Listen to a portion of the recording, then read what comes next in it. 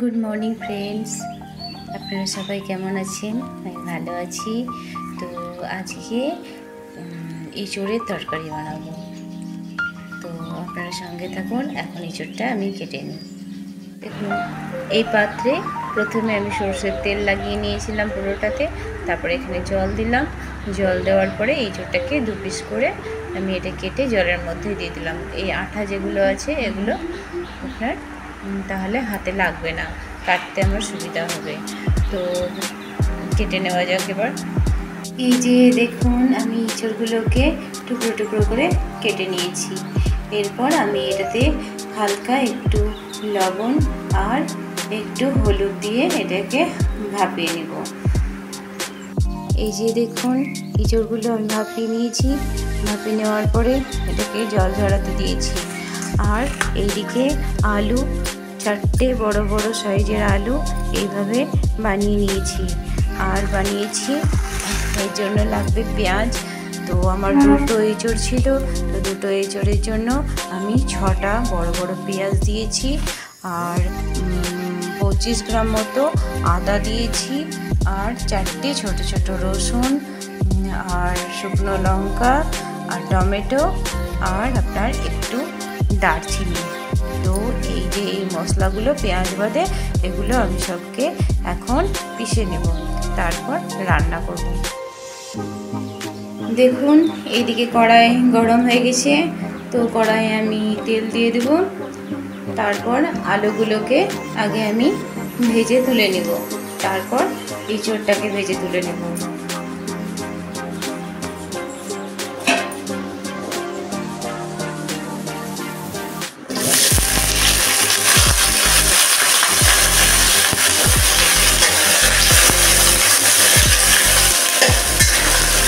আলু আর এঁচোড় ভেজে নেওয়ার পরে আমি আবার আসছি আপনাদের কাছে।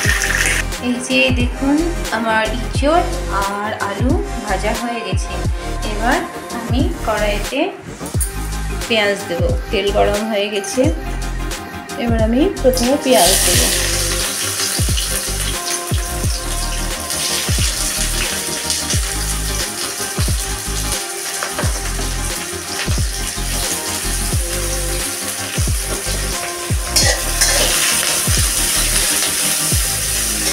তারপর আমি এই যে মশলা, পেঁয়াজ, আদা, রসুন পেস্ট যেটা আছে এটাতে একটু দেব জিরে গুঁড়ো। তো 1 চামচ মতো জিরে গুঁড়ো, আর 1/2 চামচ মতো ধনে গুঁড়ো, আর দেব আন্দাজ মতো লবণ।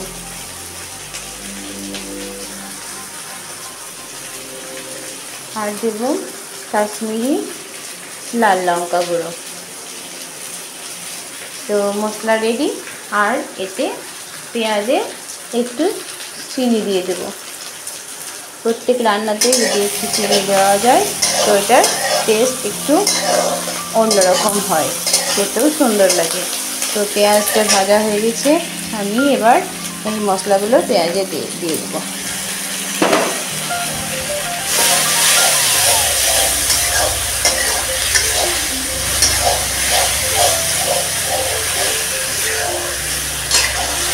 মশলাটা কষে নেওয়ার পরে আমি ওই এঁচোড় আর আলু যেটা ভাজা আছে ওটা, এই যে দেখুন মশলাটা কষা হয়ে গেছে। এবার আমি এতে জল দিয়ে দেবো, যাতে এগুলো সেদ্ধ হয়ে যায়। জল দিয়ে ঢাকা দিয়ে দিচ্ছি। এই ঢাকনাটা একবার খুলে দেখে নিই এই আলুটা এঁচোড়টা সেদ্ধ হয়েছে কিনা।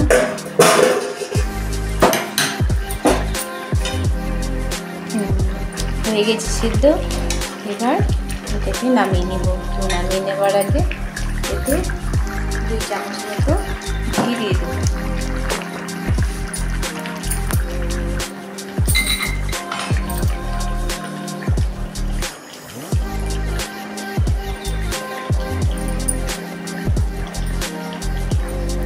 ঘি দিয়ে দিলাম।